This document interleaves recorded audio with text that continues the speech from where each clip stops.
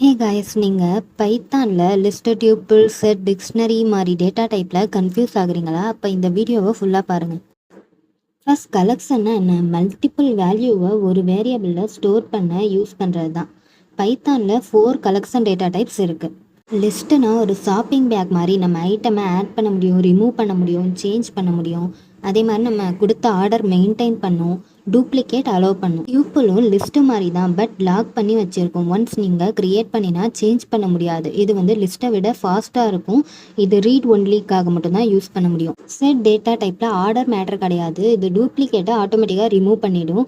உங்களுக்கு unique value மட்டும் வேணும்னா செட் தான் பெஸ்ட்டு சாய்ஸ். டிக்ஷனரியில் டேட்டா கீ வேல்யூ ஃபார்மேட்டில் ஸ்டோர் ஆகும். நேம், ஏஜ் மாதிரி இன்ஃபோ ஸ்டோர் பண்ண ஈஸியாக இருக்கும்.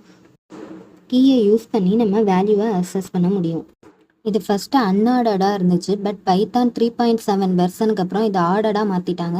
ஸோ நீங்கள் கொடுத்த ஆர்டர் அப்படியே மெயின்டைன் ஆகும். இதில் கீஸில் வந்து டூப்ளிகேட்டை அலோவ் பண்ணதும் கீ வந்து யூனிக்காக இருக்கணும்.